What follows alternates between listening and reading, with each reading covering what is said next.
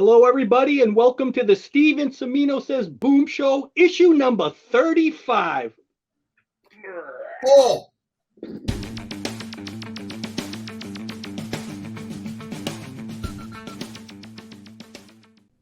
Hey everyone, welcome to Pop XP. And before the show starts, make sure to click that subscribe button and click the bell to get notifications when we go live and we upload awesome new content. And don't forget, if you can, make sure to share our stream on all your social media outlets. We appreciate it, and thanks for helping us grow the Pop XP channel.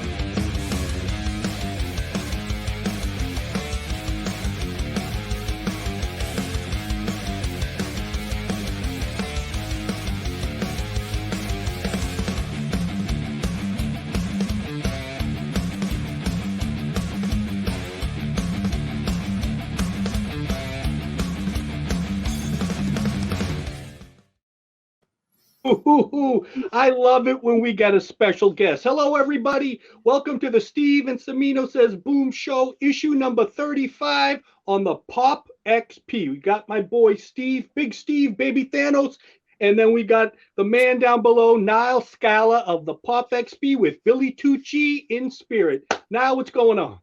I'll tell you, everyone knows the house rules, right? Look below, check out that subscribe button, make sure to click it and smash that bell to get notifications when we go live and we upload some awesome new content. And gentlemen, I'm excited too. Great guest tonight, so I'm going to hand it back over to you fine fellas. Ooh, yeah. Steve, today's guest, I think you know him pretty well. The reason why I love this guy, the first time I ever met him at a convention, he was sitting in the audience watching Roy Thomas and Jim Starlin like a little boy in headlights. He was just, you could just tell he loved doing this. And this is a guy at that time, he was in the field for many years, and he still had that like little boy thing. It was just so funny seeing him, and I'm watching him, listening to every word they said. I just thought it was fantastic. And I said, I like this guy. And I asked Roy, who's this? Who's this guy? This JS character?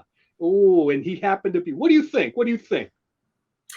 The funny thing is, out of all of the names that I used to see in, assistant editors, I never thought for 1,000 years that I'd end up being able to speak to Jim. I used to see the name a lot, and I have some serious questions for him because I had a certain idea of what I thought he was like.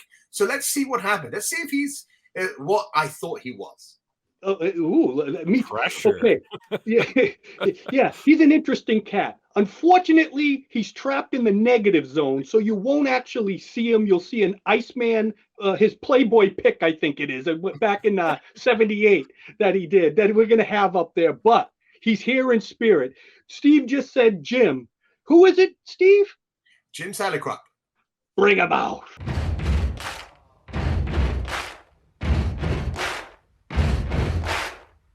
Hey there. Look at him. Hello, Jim. Can everyone see the background that I just mostly covered up?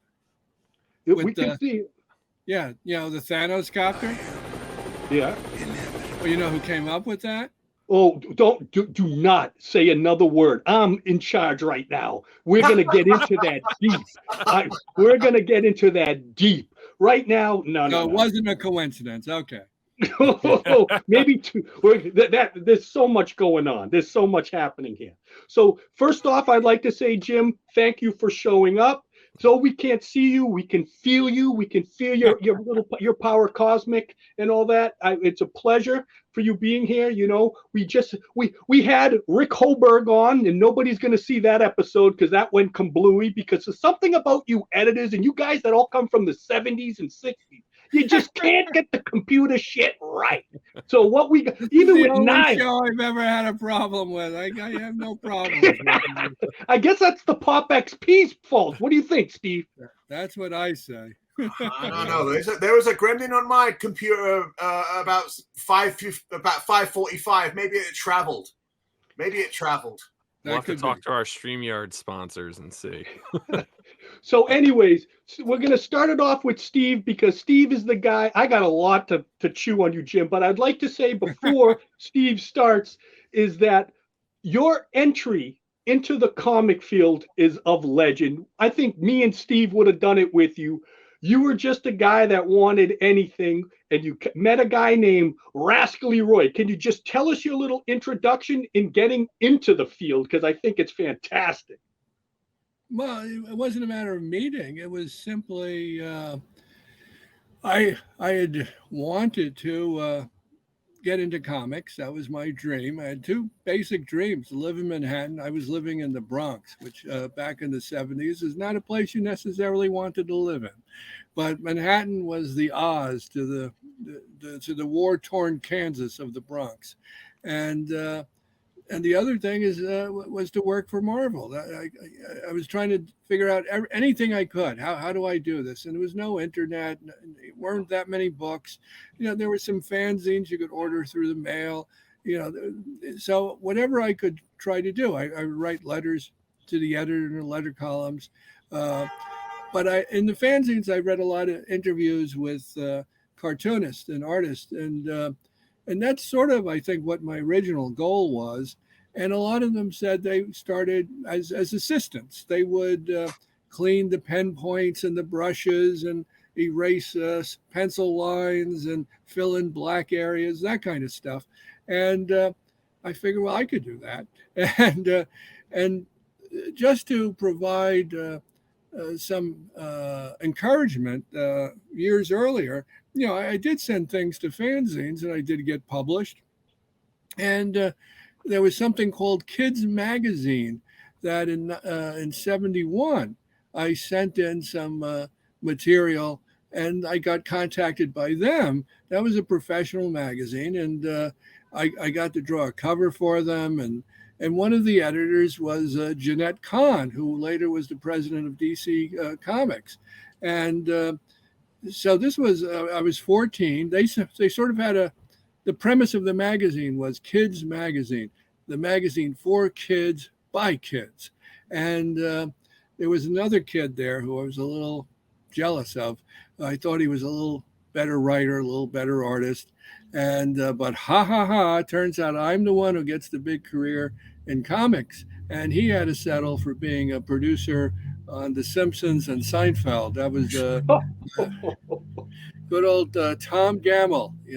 We were 14 years old together working at Kids Magazine. We were doing things like going up to interview Al Feldstein at Mad Magazine. We were having a great time. But like Menudo, once you hit 15, you're out. So I was planning to go to Manhattan's High School of Art and Design because a lot of comic book artists went there. When I was there, Joe Rubenstein was there, a few others. But the summer before, I don't know what possessed me. I just figured, well, I'll send a postcard. Remember those? And I did one of what I now call my lousy sketches. I think it was like a Herb Trimpe type of Hulk. I did it in color. I wanted it to attract some attention. And I addressed it to the editor-in-chief at the time. I think he was newly appointed, Roy Thomas, back in 1972. That was 50 years ago. And little did I know that at that same time, this was not long after Cadence Industry had purchased Marvel. And they were going throughout the 60s, doing maybe a dozen titles a month or more. And then suddenly, once they had new owners and they had a new distributor, also owned by the new owners, Curtis Circulation was owned by Cadence as well. It seemed like there was no limit, just every day there was starting a new comic. I think Jim Starlin, famously said about that period, Marvel hired anyone who could hold a pencil. So, yeah. But they were terribly understaffed. And one of the things, and therefore they were behind schedule. And this was before FedEx, the internet, etc. So the way they would try to save a little time is because back then they would literally mail the original artwork to the Comics Code Authority and also in New York City. And then the code, if everything was, kosher, they would send it on to the printer through the mail to Sparta, Illinois. So in order to gain a couple of days, they were sending messengers all the time now to get it, downtown to the Comics Code Authority. So Saul Brodsky, who had returned to Marvel after an unfortunate experience trying to go out on his own with a partner doing Skywald comics. He was the Sky of Skywald comics. Fortunately, Stan Lee loved him and welcomed him back with open arms, and he immediately was helping Stan once again, whereas his replacement John Reporton, had more than his hands full, just focusing on getting all the comic books out. So Roy had an enlightened policy in that in this sort of very understaffed situation, he felt that no matter what position they hire, even if it didn't directly relate to anything having to do with the comics, say like a messenger, if they could hire someone who actually is familiar with comics and like I demonstrated in my postcard, can maybe write something and draw something, he could lend a hand. Because back then, the stereotype of what a messenger was, an old retired guy puffing his cigar in the reception area waiting to deliver his next package. Nothing wrong with that. They did their job. But I think Roy was desperate. When my postcard came in, I guess he brought it to Saul's attention. And when I came in for my first day, I had gotten a postcard, in response, not from either Roy or Saul, but from the real Mary McFerrin, who I think is now the identity of Titania on the She-Hulk. But she was the receptionist early on, and then she worked in the circulation department, et cetera. And she said, "Come to our real address." And as a fan, in the comics, they always listed 625 Madison Avenue as their address. That's where I sent my postcard. Maybe at one point Marvel was there, but as they expanded a little, they actually moved across the street to 635, and that address was never in the comics. And they were upstairs from the National Lampoon magazine, which right. Roy could probably tell you some stories, John, about that. I heard them. Yeah. They're photo funnies, but often with lovely ladies who weren't wearing much. But that's a whole nother story. But for me, I arrive, at their secret headquarters, and I get a tour by John Romita Sr. And wow. I'm like a mere mortal, from Midgard, who has set foot upon Asgard, and I'm walking amongst my comic book gods. There's Stan Lee, John Romita Sr., Herb Trimpe, Maurice Severin, George Russo, Steve Gerber was an assistant editor there. On and on. It was just, it wasn't a big place at all. Magazine management was bigger, but this was just a little office, and they were rapidly expanding, and they hired me. It looked like it was just going to be a summer job or something, because I was still planning. This was before I started going to art and design, but I was like a pit bull. I sort of got my jaws into, Marvel's leg, and I didn't let go for 20 years. Wow. How's that for a long-winded answer? That's fantastic. It's almost like it's unbelievable. And the funny thing is, I cry not for me, I cry for Steve, because I know Steve, if we both had access to what you were going to do, I would probably let Steve go, because he would I just feel like he would, imagine Steve seeing all those faces. So Steve, go ahead, give Mr. Salicrup what you need.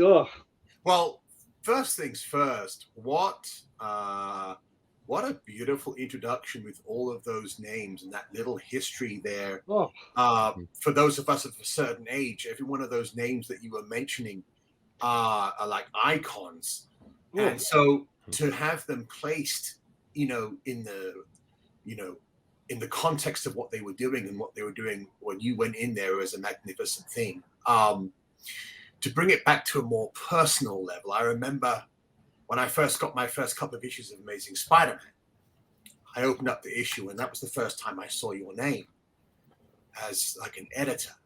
And I remember thinking to myself at the time, and maybe you can confirm this or deny it, I thought to myself, how on earth, what level of magnitude of genius do you have to be an editor of Spider-Man? I imagined that they'd read Spider-Man 1 through 230 like 100 times, and they carried like a backpack of like Spider-Man stories, and they could just keep opening up things and going, I'll tell you what's going on. I'm the editor. That didn't happen. And I just imagine, it's like, wow, where did this guy, how did he break in? So I don't know, maybe you can enlighten me, because I just imagined you as this font of Spider-Man knowledge that was correcting and, fixing. So tell us the truth. How on earth did you become a Spider-Man editor, and were you that qualified? Well, that's subjective. It depends on who you ask. I see, John, you have some wrestlers picture down the wall behind you. Yeah, the picture of me and Steve in Niall is our manager. Paul Ellering. Yeah.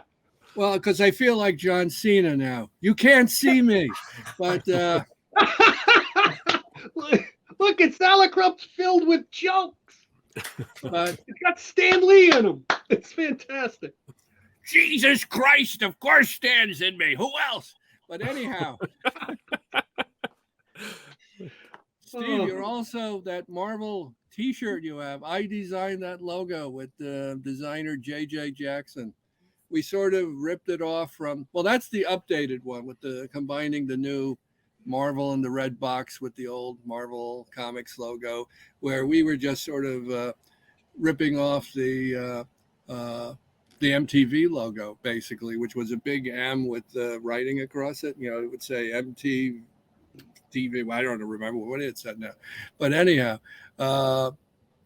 what was the question? What made me think I was qualified? I don't know. I had edited at Marvel for years, all sorts of different things.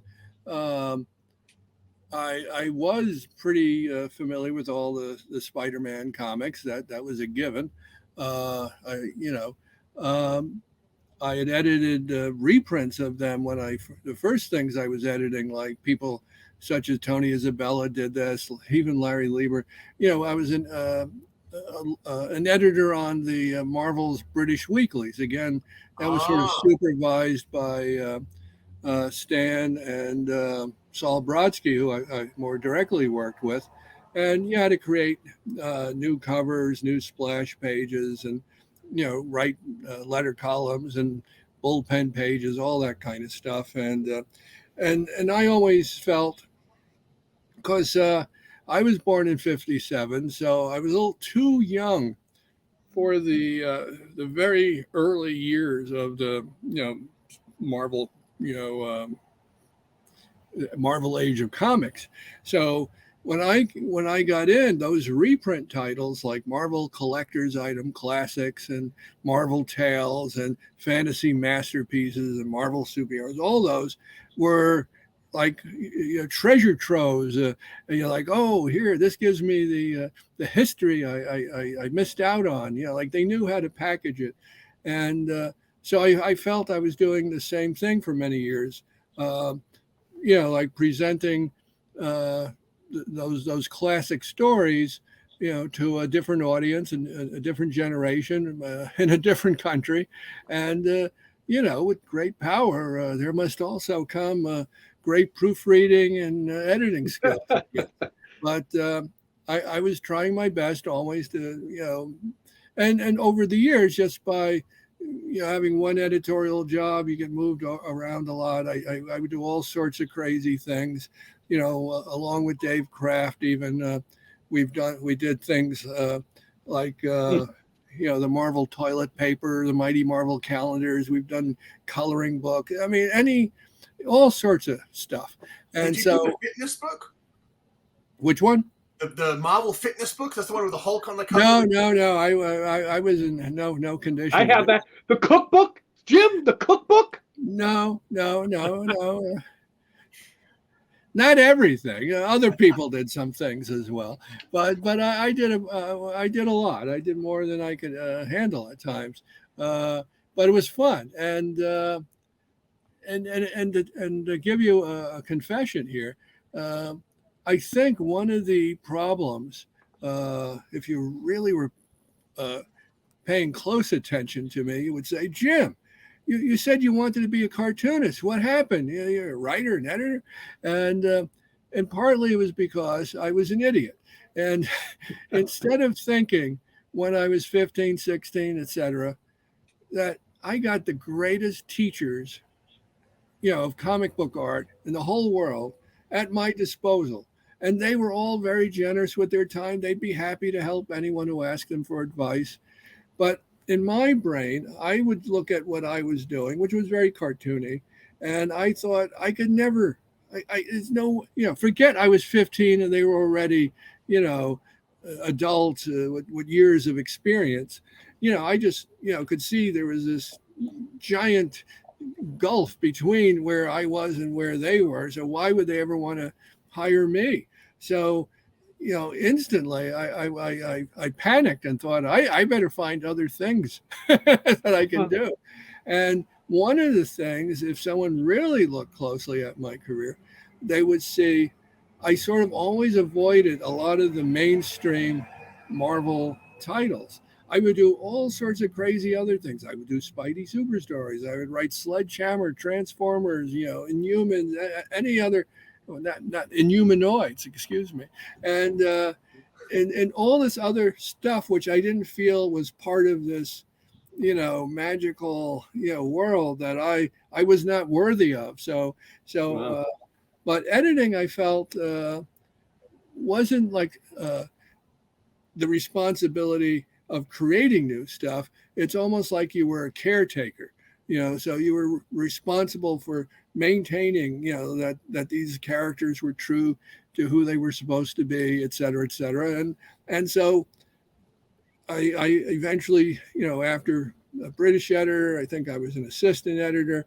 Then they divided editorial, and I think it was when Jim Shooter became editor-in-chief, he divided into the whole line was edited by 4 editorial groups, which was, we were still overwhelmed. It was way too much. I was Roger Stern's assistant editor, and just the titles we edited every month included the Avengers, Captain America, Iron Man, Thor, the Fantastic Four, Marvel 2-in-1, the X-Men, Marvel Premiere, Marvel Spotlight, Marvel Tales, Two Gun Kid, annuals, specials, Marvel Treasury Edition. I was very fortunate working with Roger in that he had his hands full and he would work tirelessly on editing scripts and making sure the copy placement was correct. But it was a ton of work for him. He was kind enough to let me work on the covers. So part of my artistic interest was still there. I mean, either I would enjoy, coming up with a layout, doing a lousy sketch, which I would then send on to the artist who would turn it into great artwork, or I would work with a couple of artists who would, be in the bullpen, guys like Ed Hannigan, who was a great cover designer, Bob Budiansky, who later went on to become a, writer and my assistant editor and an artist, So I enjoyed the hell out of creating covers.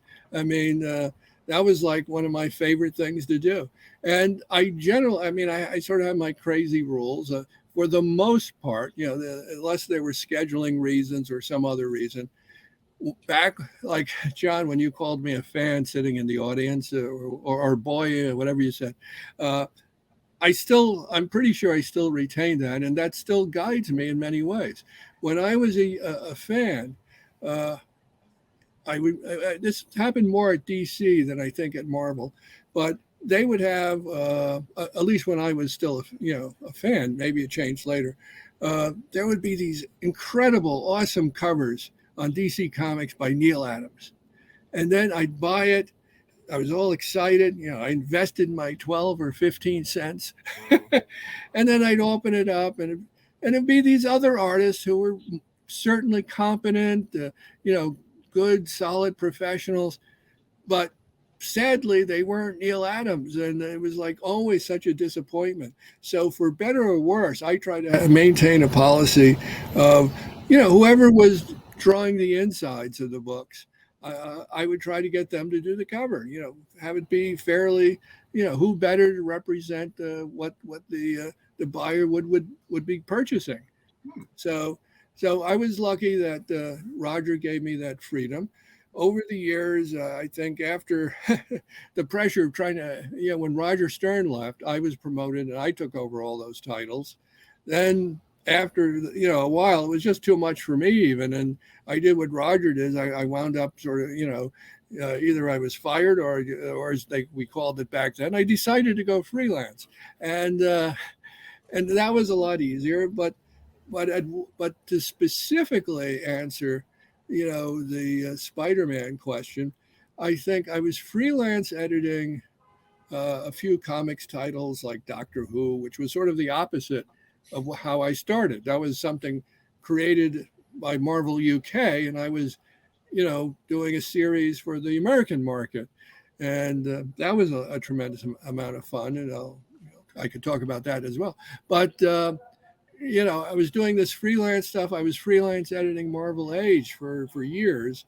So I sort of had this weird freedom. I was a freelancer, but I worked in the office. But I didn't have to go to all the editorial meetings. I was just, I was just responsible for getting, the magazine finished on time, et cetera. And I think what had happened, there was some sort of situation where suddenly, they needed an editor for the Spider-Man titles. And compared to what I was doing the last time, I mean, that seemed like, maybe a quarter of the amount of titles I was responsible before. It was just, 3 Spider-Man titles, new ones, a reprint, some graphic novels, maybe some other title. It seemed like, well, that's easy. And I figured, what the heck, I did have, a couple of reservations about what was going on in Spider-Man. Generally, I was, again, this is more a fan than anything else, but I felt if it was completely up to me, there would only be one Spider-Man title. Now, maybe it could be weekly, what have you, but I felt, unlike the mutant books where, there's so many mutants, you could put one group in this title, another group in that one, etc. There was only one Spider-Man in those days. Now there's the whole Spider-Verse. But I felt it was really, really important that that Spider-Man have the same voice, the same, identity, and because those titles felt like different characters to me in a way. It felt like he had a different girlfriend in each book, and in one book it was about, I don't know, his life at the Daily Bugle, and another one it was his school life, another one was his personal life. It was just, it seemed diluted. The Spider-Man books I grew up with, you got everything, and when you finished reading one, you couldn't wait to get to the next one. So that was what I was secretly hoping to, or how I wished it could be. And I was not a big fan of the black and white costume. And my thought at the time, and you can see where this led to, I thought it looked like a villain. Mm. And here I am in black and white. There should be little legs coming out of that circle. Jim, I just got to say, just hearing your story, this is why I love you. I'm going to just be honest, because you come from the second generation of the Roys. And what I mean by that is Roy was the first fanboy to come into the business that kind of led the way of Len, Marv, Jerry, like they were fans of the comic books coming into the business. And you, as Roy ascended to the highest of heights, you also did too, because it was like a roller coaster ride. I'm just listening to you talk, and I'm just thinking like how much you loved all this. Even though it was hard work, it must have been so incredible that you could do that with these characters, even if there wasn't, maybe writing the way you wanted to write or drawing the way you wanted to draw, but you got to play with some of these characters that people could only dream of because you knew what it was like on the outside, and now you're on the inside. So that's why I think you have like this magical thing. And so when I saw you, like watching Roy and Jim talking about that stuff, and I saw how into it you were, I was even telling Dan, I was like, next to Dan Thomas, and I was like, who is that? I was like, I know that sound, like I didn't really know you, but I could just tell like you were so into it. And it's just a magical career you had, and I think you should be proud of it despite your highs and lows. I mean, it's just remarkable that you got to do that, because how many people could actually do that, and you got to play with those characters. It's just so remarkable, and I commend you for it. Why? Thank you, John.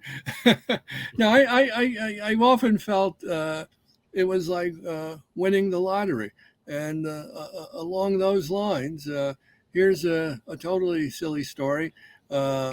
A friend of mine, Renee Witterstatter, who was an editor at Marvel and DC and Topps for me, and she recently put on a wonderful event. I'll give it a plug. It's still there at the France's Tavern in Manhattan. It's an historic place, and she put together an exhibit of George Washington in comics. So it's quite an interesting exhibit, and it includes like the Spidey Super Stories bicentennial issue I did. Yeah. So at the opening reception, my only point was just to, I keep saying I'm the luckiest guy in the world. Everyone who bought a ticket to the dinner was automatically entered into this raffle where the grand prize, get this, was a portrait of George Washington drawn by Michael Golden. And guess who won? You? That was me. It's like but yeah, in terms of being at that, I think it was I can't remember which convention even was, but I remember that panel very well. I think Roy had that broken Thanos bust up on stage. I think we had that on the episode, the Roy's bust. Yeah. Now you got something to say to Mr. Salicrup? Well, yeah, with such an incredible career and going up those ranks, right, from going to the Comics Code Authority and back, working your way up, I'm just curious, with a career like that, do you have any regrets? Anything you didn't work on? Maybe something you missed an opportunity on? Well, I guess I don't at this point, because I still feel I'm working in comics. I recently sold the company I've been working at with, Terry Nantier and I started a company called Paper Cuts, and we sold it to this company in Florida called Mad Cave Studios, and I enjoyed being the editor in chief there for over 17, 18 years. But any job, as much as you love it, that one in particular just consumed all of my time. So I loved working on each and every title. I wouldn't let a single page go to the printer unless I personally looked at it. For better or worse, I was responsible. And but I always have lots of other ideas of things I would like to work on. And you get to be a certain age and you ask yourself, well, if not now, when? So we decided, okay, let's move on. We've done this, and our sales were, doing especially well. So, best to get out while the getting's good. And so now this has sort of afforded me a luxury of I could start working on these mysterious other projects I won't mention, and without the pressure of if they don't succeed, fortunately, I'm now in a position where I won't be out in the street, and I'll be able to, keep going and try lots of other things. But I always, getting back to being at conventions, I just went to New York Comic Con. I love panels. I was part of the MoCA, the original MoCA Museum of Comic and Cartoon Art, because I would love the panels at comic book conventions so much. I helped create David Anthony Kraft's Comics Interview magazine because, this is the secret real reason I did this, was, the generation sort of like before Roy, it's not true at all today, but, that generation sort of looked at, fans as like kind of like weirdos or something, Oh, yeah. they were just like, they saw themselves as regular people, and they would, talk to each other and all that. It was like probably no different from, doctors or dentists or lawyers or office workers having, hey, you see the Yankees last night, blah, blah, blah, blah, blah. They wouldn't talk about, so being aware of that,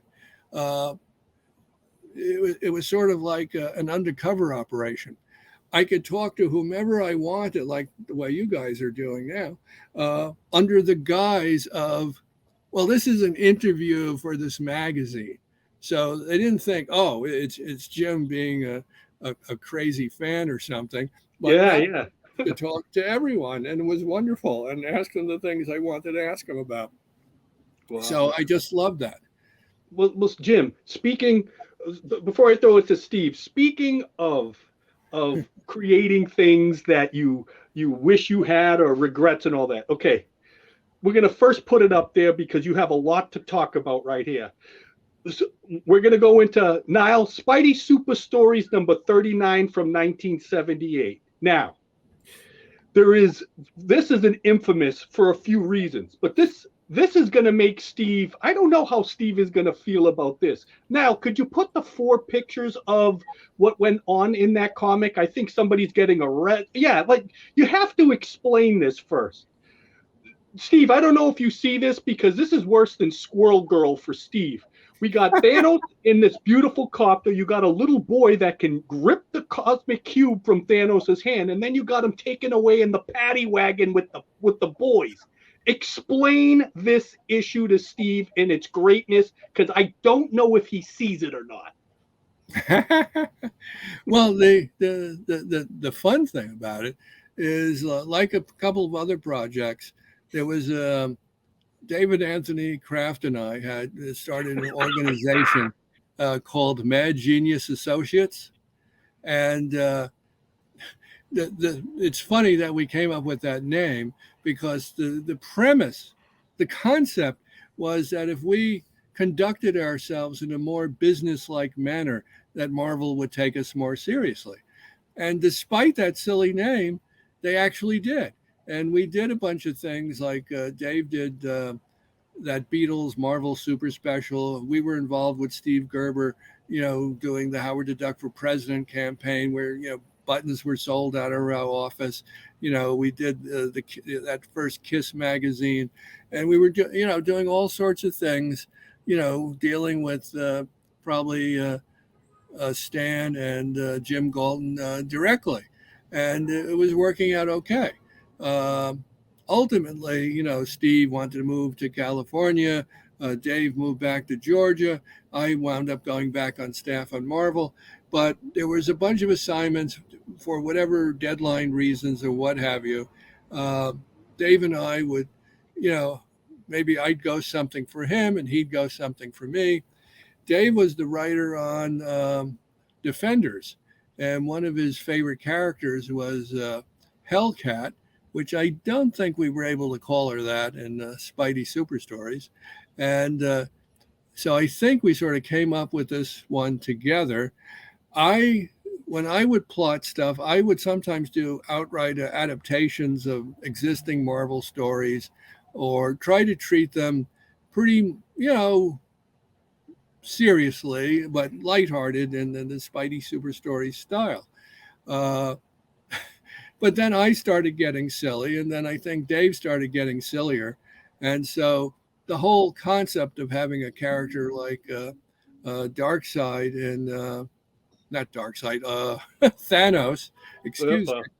Well, they're pretty similar characters, but anyhow, we had Thanos, and we thought this would be fun, and Dave, I think, went to town, but there was no way we could do the kind of concepts that were intrinsic to the normal Jim Starlin, Thanos type storylines. So it was really, made kind of very silly, and we were having a lot of fun. Jim, I'm just wondering, did Starlin catch you in the parking lot or something and say, or did he mention to you at the table, if I get you outside, you better not let me see you outside? Anything ever mentioned? Well, I didn't worry about this at all, but Dave was upset that all the royalties on anything to do with the Thanos Copter all go to Jim Starlin. So, he even said he feels, that's like an Art Adams version or something. Yeah. And then it's appeared in the Marvel on an episode of Loki, and there were toys made out of it. So it's like, I remember. Poor Steve. Look at Steve. He doesn't know how to handle it. I love it. I was no more surprised than watching an episode of Loki, where they're going down, and we see the Thor frog, and then we up on the surface we saw you should be happy it was destroyed, but then if you take Endgame seriously, that Thanos, that sword he had was one of the propellers from the Thanos Copter. So it's very much a big part of the Marvel Cinematic Universe. I love it. Whereas in the real Marvel universe, the editors never wanted Spidey Super Stories or that Spider-Man Child Abuse Prevention comic I wrote. No, that's not canon. So I think it is people having fun with the stuff. It's not to be taken seriously. I know. Take it easy, Steve. Take it easy. I don't think. One more thing. I don't even think Jim Starlin's as upset as Steve is right now. But. Wait, one more thing before I give it to Steve and have his thing. Jim, a year later, you follow up on the Thanos Copter and that throwing Thanos in the paddy wagon, which I love. You follow that up with the world's first comic that you can wipe your tush with. And what is that? The Gamma Gambit. But what made this so spectacular is that actually had a real story in it. So like you could literally, while you're taking your number 2 or 3 or 4, you could read the comic. Tell me, this is so infamous, so unbelievable. Tell me about this, and then we'll get into Steve. Tell me, Jim. Tell me. Yeah, you can. You'll obviously have a million lines, or I've been using for years about this. I always said that if you didn't like the story, you know what you could do with it. And now that she's no longer with us, I don't. Marie Severn actually drew that. Yeah.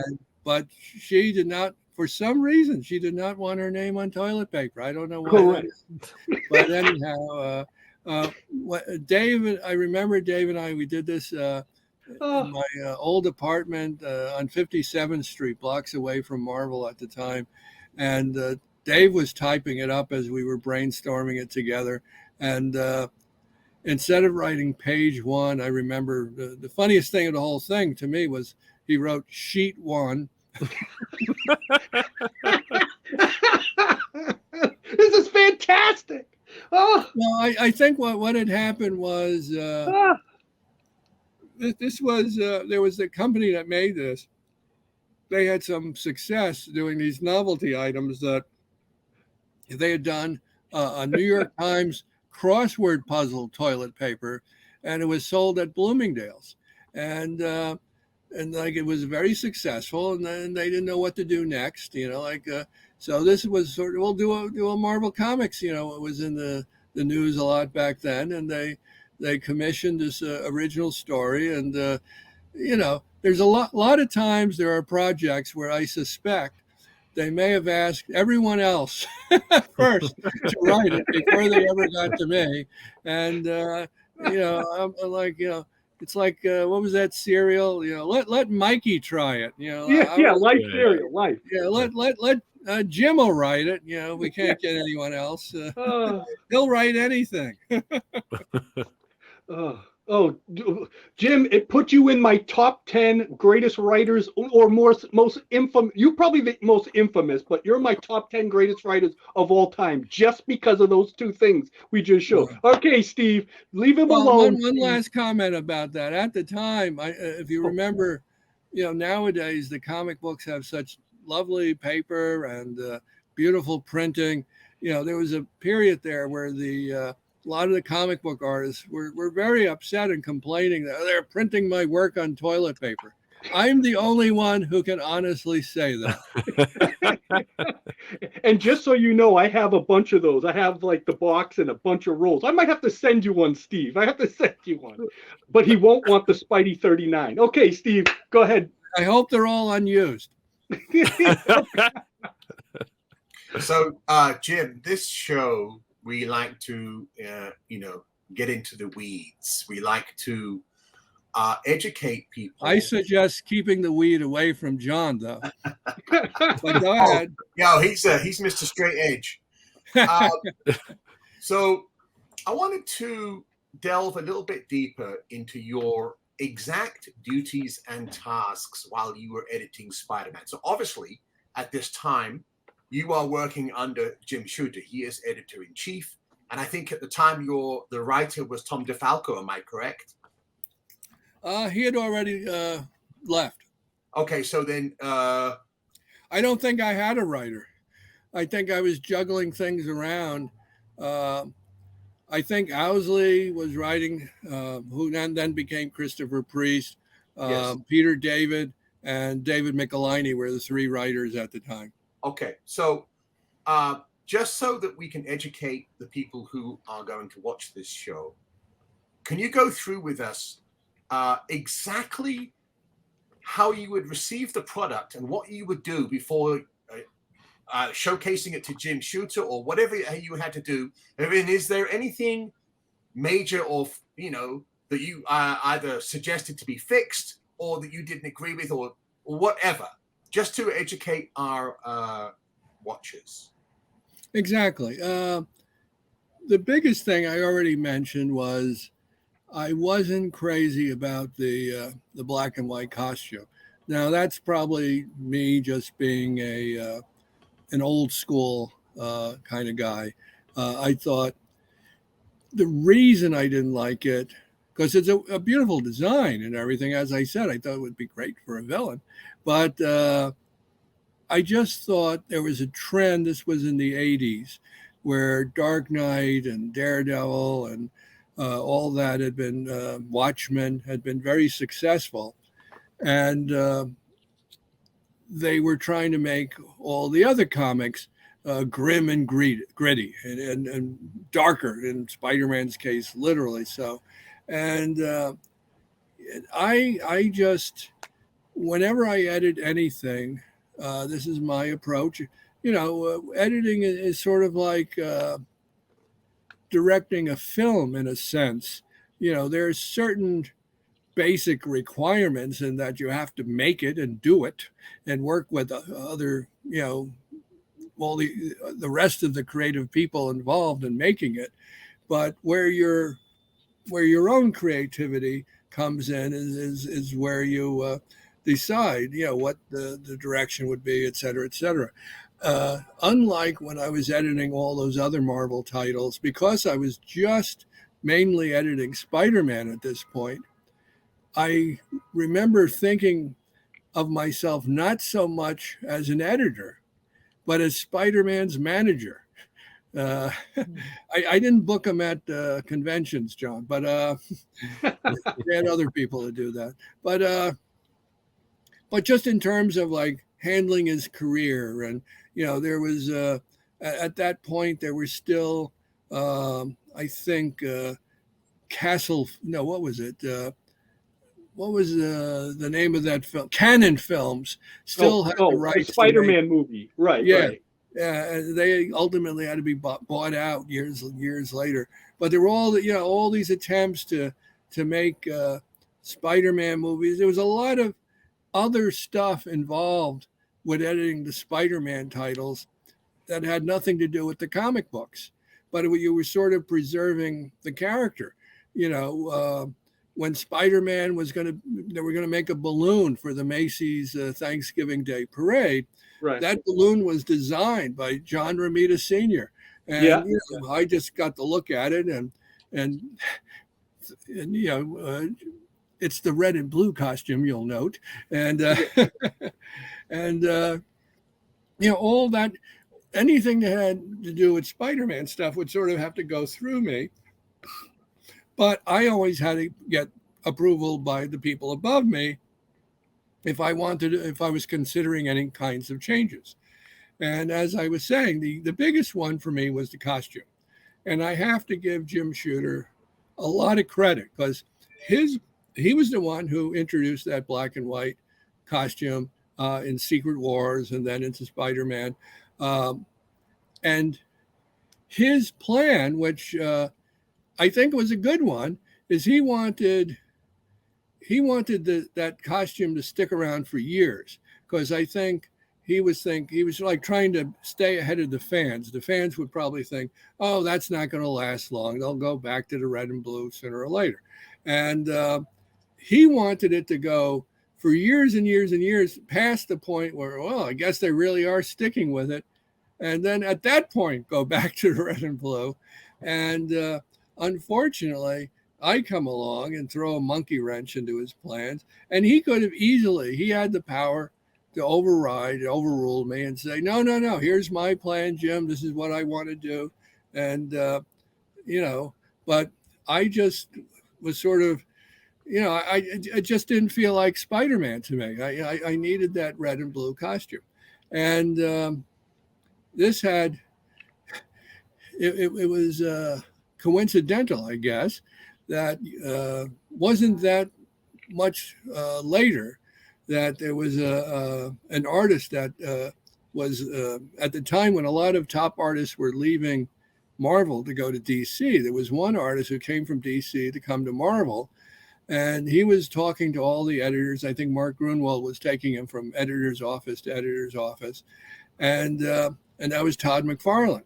And you wouldn't recognize that Todd, from the Todd of today, in that he seemed like very soft-spoken. When he came in my room, he had these great samples. He had drawn Batman Year 2, and the problem, what was upsetting to him is that he put a lot of work into it, but they gave it to Alfredo Alcala to ink.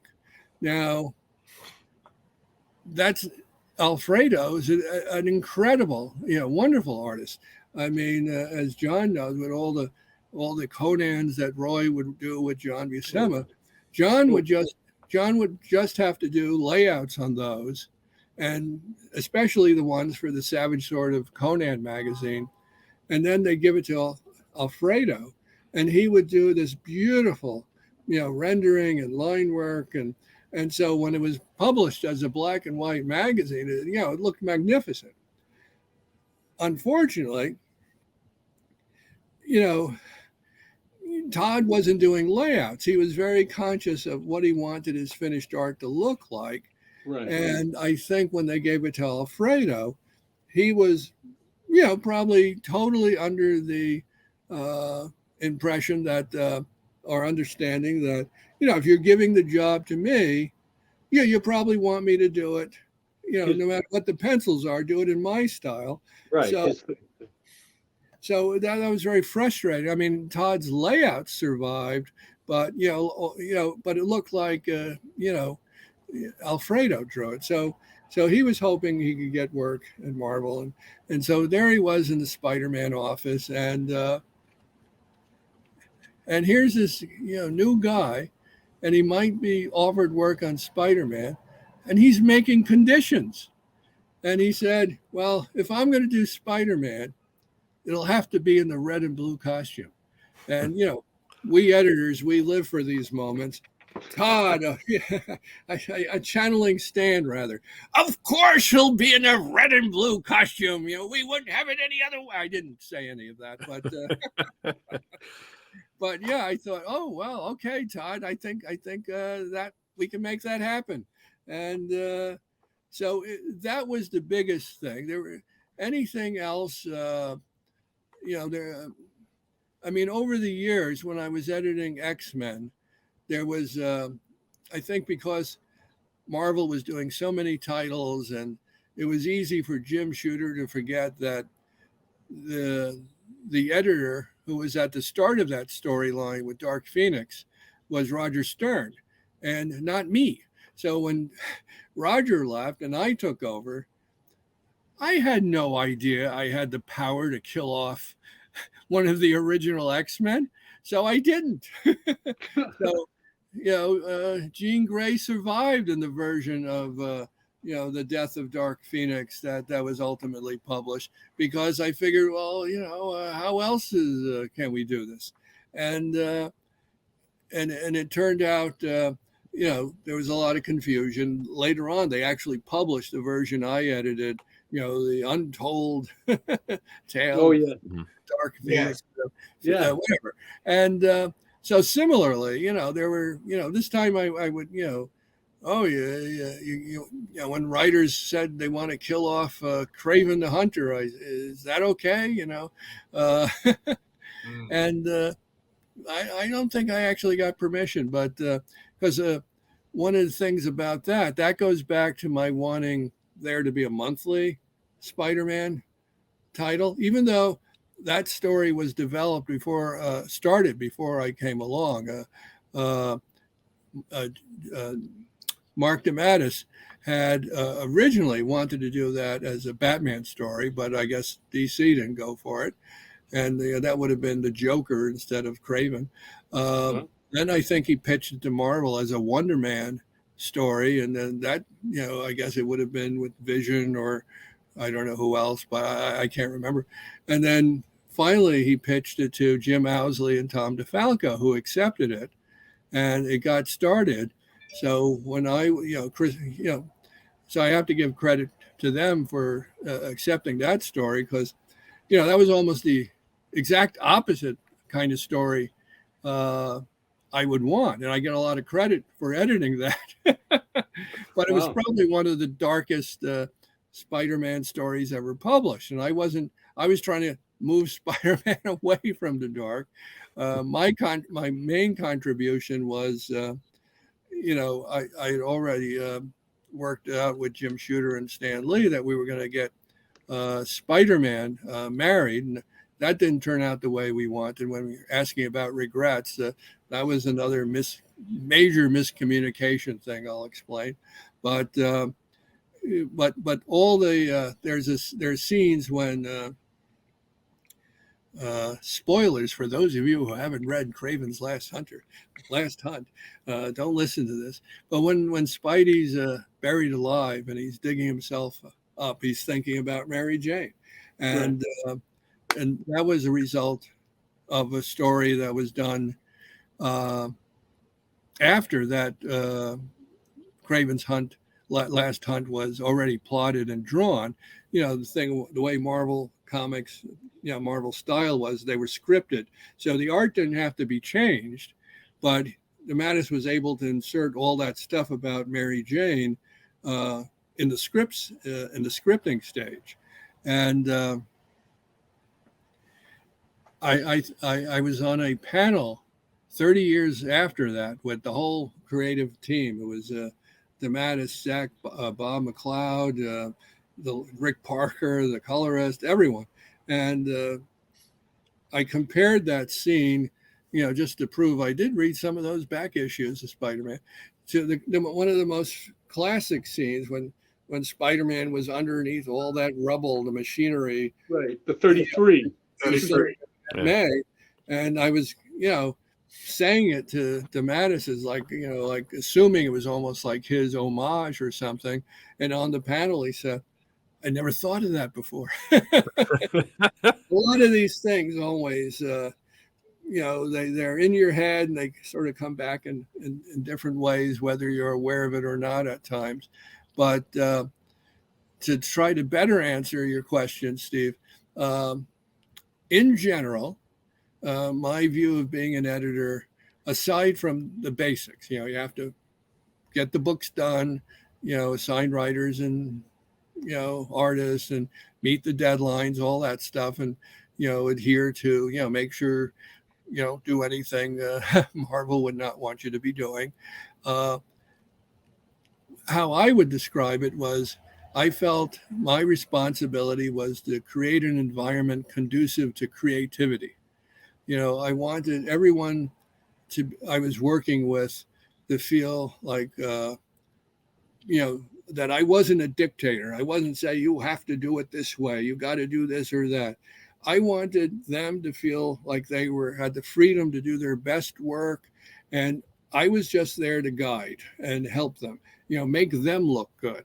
It wasn't about, my ego. It was about their egos. I wanted them to really feel like, this is, we're having the time of our life working on this. I would always argue, if we weren't enjoying the stories, how could we expect anyone else to? So we were just having a lot of fun. There were a whole bunch of things that I had very specific thoughts on. I think Glenn Herdling, my assistant, at one point on that, I think in the first hardcover collection of Craven's Last Hunt, which, by the way, was my title for the collection. It wasn't originally called that. DeMatteis had a far more intellectual title. I think it was a William Blake paraphrase or something like Spider, Burning Bright. He's a very good writer. And also to have had that title up front sort of would have been giving away the ending. But anyhow, there was the first few months I was editor on Spider-Man. I had found out from the bookkeeping department that there was all these fill-in issues of Spider-Man, that the inventory that was just languishing and no one, just being carried over, and they wanted to see it used up. So I thought, oh, well, if that'll make bookkeeping happy, it'll buy me some time to figure out what I want to do. And so originally there was a lot of fill-ins I used just to get them out of the way, and give me time to figure out, what I wanted to do. But it seemed like no matter what I wanted to do, there was always something, from the outside or from some other influence, sort of dictating. First was the costume thing. That sort of my intention was, for issue 300. Well, to get back to Jim Shooter, I went to him. He explained what I told you before about what his plan was for the costume. And I have to give him a lot of credit. He was, he listened to me. He knew I wanted to, go back to red and blue. And he could have easily said, no, you can't do that. But he let me do it. And that was great. You hear a lot of bad stories about him, but no, he said, you're the editor. That's what you want to do. Go ahead. And in some ways, I kind of wish, I wish I wasn't in such a mad rush. It wasn't a bad idea he had as well. So, over time you begin to, see things a little differently. But anyhow, what happened is before we were able to get up to issue 300, Jim had suddenly was no longer the editor-in-chief at Marvel, and a new editor-in-chief came in, Tom DeFalco, who had written Spider-Man before, and he had a lot of ideas about Spider-Man. So for an important issue like issue 300, Tom asked me into his office and said, what are you going to do for the 300th issue? I said, well, we're going to be going back to the red and blue costume. Yay. And Tom, being a Tom. He said, well, that's not enough. And I said, oh, well, what would you like? And, he's my new boss. I want to make him happy. And he said, introduce a major new Spider-Man villain. Wow. And I'm thinking, well, the majority of the major Spider-Man villains were pretty much all created by Stan Lee, Steve Ditko, and John Romita. Maybe a few others by Jerry Conway and a few others, Roy Thomas with Morbius, etc. But this was issue 300, and we're still the villains. Pretty much, I would say 80% of them, that were considered major villains, came from the first 30 issues. Does that sound right? Mm-hmm. Oh, yeah. Yes.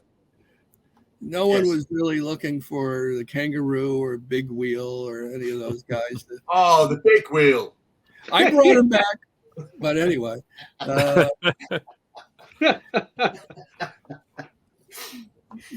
loved all the villains, and then we had fun with a lot of them. But anyhow, so this was like no easy thing. Oh, okay, go out and create a major new Spider-Man villain. So since we were already had plans underway, the story with the costume changing, and I knew DeMatteis had in Web of Spider-Man, which he had been writing before going on to Amazing, had an idea for a female to find the alien costume and be in it. And how can I put this? There's a lot of editor tricks where we all want our creators to feel like we support them 100%. And there's a lawyer trick also. I'm sure you've all heard this one. It's like you never ask a witness a question you don't know the answer to. So in this case, I figured, sneaky Salicrup, I'm going to, I figured for the 300th issue, it would be great if we get a great big guy in the alien costume, and he could be, the villain. And then that way it's still about, costumes, changing the costume, et cetera, et cetera. But I wanted to make Michelini happy. So I go back to DeFalco. I say, okay, here's what we're going to do. For issue 300, we're going to get a woman to wear the alien costume, and she's going to fight Spider-Man, blah, blah, blah. And, I had no doubt in my mind, Tom would say, no. We don't want Spider-Man fighting a girl. Put some real big guy in there, bigger than Spider-Man, more powerful. It's a great idea, Tom. I'll break it to David. So, and pretty much everything after that, David came up with the plot. He named the character, even though Don McGregor had a Black Panther villain called Venom with 2 M's. Yeah. Yes. There was, McFarlane would say he didn't even realize when he was drawing the story that there was a human inside it, because he did the jaws with the tongue and all that. And it was Eric Larson who really went crazy with the tongue. It wasn't Todd. Yeah. So got a little too much with Larson. Got a little too much. Like I liked them McFarlane's more like when it got too crazy. I remember it was too much. The ladies like the long tongue, John. I don't know. Wow. Anyhow, Yeah. I'm talking about female fans who like the character and make those their voices heard. Anyhow, but the point was it was sort of like a little group of us who in all honesty, I never thought we'd be able to succeed in creating a major new Spider-Man villain, but now he's had 2, counting some of the Spider-Man movies, 3 or 4 big screen appearances. He's been in the cartoons. There's been tons of toys and all that. and my name is never ever mentioned. You don't see created by, like part of the Marvel's best intention to try to give credit to creators was the valid assumption that and most characters, new characters, were created by the writers and artists. But I'm sure your pal Rascally Roy can mention a few characters where, and it doesn't happen often, honestly. A ton of characters. Yeah. In Roy's case, in my case, there were just a few, and I didn't have to. We had so many characters available to us, but that was such an odd case of where, I was specifically requested to come up with a major new Spider-Man villain. I think we delivered, and maybe one day, if I'm lucky, if I'm able to convince Mighty Marvel and the powers that be, I wouldn't mind the credit being created by David Michelinie and Todd McFarlane with Jim Salicrup. That would make me very happy. Yeah. I remember. Well, Jim, thank you. I think right now on this show, with what you're explaining, because I had no idea that it was your idea to come up with a major villain for issue 300, and anyone who's going to watch this show, and by the way, there are billions of people out there that are Venom maniacs. Getting this behind the scenes, real first-hand information is going to be incredible for these people. It's incredible for me to hear this right now, and I am so happy that we can get this out now, so that in future generations, or someone comes along and someone says, "Well, it was someone can actually say, "Well, no. Did you see the podcast where Jim Salicrup explains?" Because all of us here now can admit that Amazing Spider-Man 300 is the most successful anniversary issue ever published. Yeah, there is probably. no other issue that is as important. It's the most important Marvel book of the entire 1980s. Anyone who comes into the industry, and it's a Spider-Man fan, wants issue 300. It is astonishing. And the fact that many people, they don't even think about the Green Goblin anymore. They don't think about the Vulture. To them, that's true. It's all going to be Venom and Carnage, symbiote, la la la.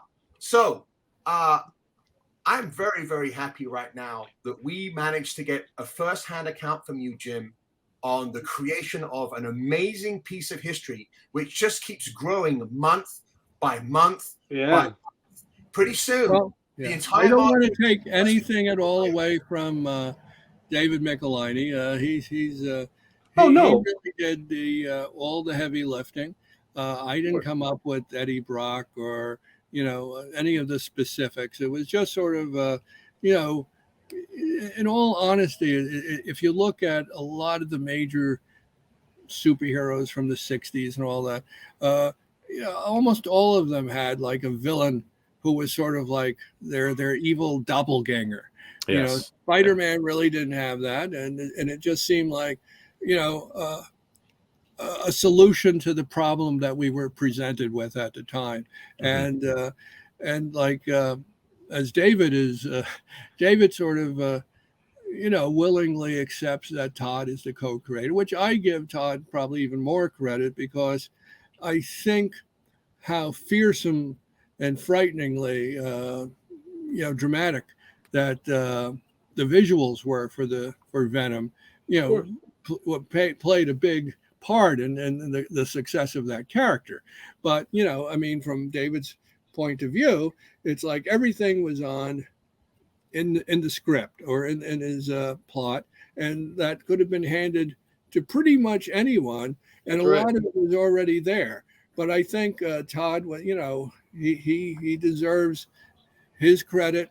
I would even go as far as like perhaps even Tom DeFalco should get some credit for requesting a major new villain. But the way the Marvel Steve, you see, Jim, he comes from the Roy Thomas School of Hard Knocks. That's Roy's thinking too, about always making sure everybody gets their right due and their credit, and like that's really honorable for you to say that, because today, if you ask somebody who created Venom, they'll tell you Todd McFarlane did it. God forbid if they even say Michelini, like Well, Todd wouldn't say that, but no, right. It's but just unfortunate. But Jim, first off, the plan they had in place, the new character agreement, which was very well intentioned, as I said, it was based on the assumption that all the new characters would be created by the artists and writers, so they're the ones who would get the credit. There was, it didn't occur to anyone that maybe an editor would help instigate. And I've explained this before, even to Michelini at one point, and I think he may have been thinking I was trying to edge him out or something. I can't tell you what he was thinking, but he sort of turned it back on me and said, it's almost as if I was trying to imply that editors should become co-creators of all characters who appeared in any comics. Like, for example, Michelini created Taskmaster, an issue of Avenger I edited. I had nothing to do with that. I was the editor. He presented the whole concept full blown, and I just approved it and worked with him as an editor. And he said, would it be fair if you were the co-creator on Taskmaster? Of course not. I'm not disputing that. I think this was just a unique situation, similar to, the situations where Roy would more or less, present an idea or a concept to writers, and they would develop it. But it started with Roy. So this was something where maybe Tom and I, thought, we needed something else, and then David did all the legwork, all the heavy lifting. Todd created the visuals. I want to be really clear. I'm not taking anything away from them. I'm just saying, it just sort of, this was the unusual circumstances of how this particular character came to be. Mm-hmm. Well, thank you for clarifying that, because that's all brand new information, I think, to 99.9% of people on this earth. The fact, we got your situation. We have Tom DeFalco making a suggestion. And of course, we have the Michelini and Todd role already done. So it's just a wonderful piece of comic history that we've managed to get straight here tonight. And it also shows you how convoluted the whole creative thing of comics was, because, somebody could throw here, it's just unfortunate. You guys were just pumping out magic, and you guys didn't think of a lot of like what was going to happen down the line. Like, did you ever think Venom is going to be this huge movie and all that back then, even in Roy's day? No, it was, but it actually did take off very fast. And McFarlane was getting really hot then too, so you were getting all that new influx of fans and all that. Yeah, but Jim, John, we also have to acknowledge, because I was a Spider-Man reader, but I wasn't a Spider-Man fanatic, and I was a little tired after a while of, like, there would be the same villains coming back, and after 3 or 4 issues, nice, clever victory, nice, clever victory, nice, clever victory. And then he would have these little comments where he goes, well, you shouldn't do that anymore. Venom comes along, and Michelini comes along, and suddenly we have a villain where Spider-Man's not winning. And there's a definite threat. Remember when he threatens Aunt May? And I'm thinking, oh, well, suddenly Spider-Man is interesting to me now. So not only did it have my attention, of course, but all the people who came in who were Todd McFarlane fanatics. Okay, so it's a perfect storm right there, because I said Spider-Man is not one of my favorites, but I made sure that at that time I read every single one of those books off the rack. And Jim, I just want to say, I'm sorry, John, go ahead. Well, I just wanted to say this, that here's a kid that just wanted to be in the business, just wanted to be near the stuff. And what Steve just said, you come and you have your big thumbprint on probably the greatest anniversary issue of all time, especially in Marvel. But you did that, and that's what we're here to celebrate for the. Well, I thank you. You're very kind. But It's let me just- just touch on something else Steve mentioned there. Sure. I agreed with a lot of what I too wasn't like, for example, when I was editing Fantastic Four with John Byrne, I would probably say I was more excited originally to do that because I really loved the FF and I had a lot of ideas about the Fantastic Four I wanted to do. Spider-Man, I was like, I don't know. I mean, I've been associated with the character for so long. I was writing it in Spidey Super Stories, on toilet paper, all sorts of different versions. I've been involved with Spider-Man. So to suddenly be editing it, I had to think a lot about what I wanted to do. And one of the first things I did that you just reminded me, Steve, one of the books that I understand how welcome it was for people who were interested in how comics were created was called the Marvel Tryout book. But the Spider-Man editor, it was almost like the bane of my existence because it was almost like taking the corniest type of Spider-Man story. Oh, it's Doc Ock again, and I'll shoot webs in his eyes, and I'll defeat him that way. It was like, I mean, I thought at that point, well, that's okay for Spidey Super Stories, but I didn't think it would fly anymore in the regular stuff. And it was almost like, it just seemed to be saying like Spider-Man is nothing more than what you were describing. These same stories being retold over and over with the same characters. The defense of some of the writers and editors who would be working on it before me, they were citing something they were told from DC management when they worked at DC, that they felt, comics were for kids of a certain age and would keep cycling out. There'd be a new generation coming along all the time. So what might be an old story for us was new when these kids were reading it. They didn't have everything available like we do now. Reprints and online, etc. So, okay, that was their justification. But one of the first things I did, and if you look at the Spider-Man stuff I did there was a period of time, and it wasn't forever, but I didn't have any Dr. Octopus stories. I think there was a fill-in that I ran, and the next time I used them again, and I was particularly proud of this. This was another thing. What do editors do? There was a point there where I was discussing with the sales department my crazy idea of like, Spider-Man should be weekly, just one Spider-Man comic, blah, blah, blah, blah, blah.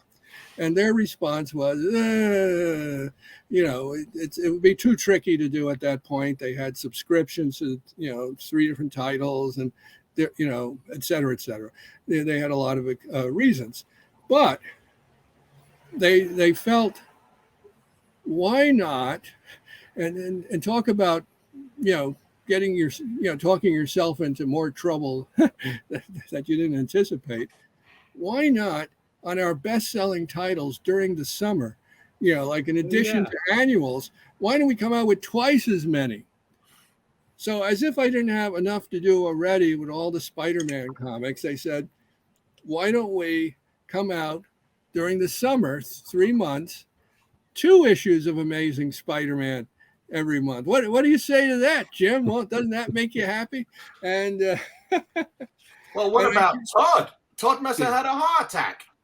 Well, there's stuff there I won't even go to now. But one of the things I did tell him was, Todd, Spider-Man was here before us. It'll be here long after we're gone. So don't worry about anything.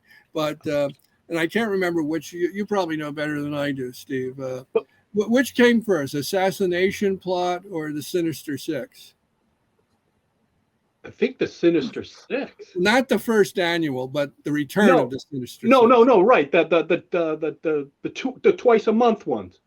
Yeah, Well, that came totally the because assassination plot was the last story that Todd did. okay, The one then, with- then probably Yeah, because they had the Red Skull. So that goes up to Yeah. issue 325. That's the one with Paladin, right? Paladin's in that one Yes. too. Yes. And then the return So of I the think- 666 I think is it was- Eric Larson. Yeah, Yeah, that makes. I yeah, think you're yeah. right. And what it was is, there it was. I was facing it. I guess it did so well the previous year. Let's do it again next year. I'm thinking, what can I do for 6 issues? And I kept thinking of that 6 issues, and then like a light bulb goes on. Yeah, like the Sinister Six. I can't believe they've never been back before. Yeah. And so. It does. And so I figured that this would be perfect, it'll be the summer. We'll have one in each issue. I remember being so excited when those came out. I was collecting hardcore at that time, and you could get the I remember that. That was so cool and all that stuff. Hey, Jim, I just want to say that though we're coming to an end here, I Sure. wanted to throw this at you. Though we usually do our like top 5 superheroes, we ask people, but we're going to do something a little different with you. With you, because you invented one of Steve's greatest creations, the Thanos Copter. We're going to throw the three Aren't toys. you happy to see it destroyed, Steve? We're going to throw the 3 toys, and you're going to rate the best to worst one. So, Niall, want to throw up the picture? Okay, just so you know, I just want to tell the people up there. At the top left, that's the Thanos Copter of the HeroClix. Then to the right, then to the right of that, you have the new Disney. That's because he was on Loki. And then down below, that's one. That's the deluxe Thanos Copter that's in the Cosmic Cube that has Thanos driving it. So you have to give us your rating on what's the best one, what's number 1. Let's go 3, 2, and 1. So what would you say is number 3? The HeroClix, the regular The Hot deluxe? Wheels one, I'll put in 3rd place. I'll do Heroes in 2nd, and the one with actually Thanos in it has to be number 1. Okay. So we got the HeroClix one, then the regular Hot Wheels one, and then the deluxe one. Now let me ask you something. Does Marvel ever send you this, or you got to pay it just like we do? I think Jim Starlin gets it. And I'm sure he's not happy about this freaking copter again. That's fantastic. But Jim agrees with me that some of the most important people in the comics industry have the initials JS. So, Jim, we'd like to thank you. And plus, you gave us an education. You really want to thank me? You'll send me a Thanos copter. Just kidding. But you gave us an education today. We just sat back in a master class and we listened to you, and you had some wonderful things to say. And this is what we're all about. And we hope the people at home that were listening to this, that they'll enjoy it too, because it was remarkable. So first off, Niall, any last words to Mr. Salicrup? Yeah, no, I just want to thank you, because I've been told that, with the story of Venom and everything, that you had a big hand in that as well, and that certain credit should be due to you. So it was actually cool to hear from you, because I've only heard it through other sources. So that was cool hearing that story. And again, just thank you. Like John said, this was just like a masterclass. Just listening to the great stories of everything that you've done is just, there's not enough time. We got to do more episodes with you. And if only I didn't have a company anymore and I had more free time, perhaps I could write a book about my career. Hey, well, I don't have a company anymore, but well, Jim, we'll have you back on. And Steve, any last words for Mr. Salicrup? Yeah, it's definitely been very educational for me, and to hear the voice of that name that I used to see in the little credit boxes after all these years, to me is amazing. And this show has been more enlightening to me than I ever expected. So I really appreciate hearing that firsthand accounts. And I know that we are going to get a lot of good feedback from our fans. They are going to be really digging their teeth into this episode. Well, you're very kind, and I feel like you had a great question, but it was such a big question. I feel I only revealed the tip of the iceberg. So, but thank you for your kind comments. I really appreciate it. And Jim, like I said, you're a comic fan that just wanted to get a hand in the business, and you done good, kid. You done good. So I appreciate that, John. Thank you. yeah. So here we're gonna take off out of here. I get Mighty Mystic Milner in my hand, and Steve, get us out of here. Boom! Boom! It is. Hey everyone, thank you for joining us on Pop XP. If you haven't already, make sure to click that subscribe button and also click the bell for notifications when we go live and we upload some awesome new content. Also, don't forget to head on over to Twitter and follow us at the Pop XP and over on Instagram at the Pop XP. Thanks again everyone, and we'll see you soon.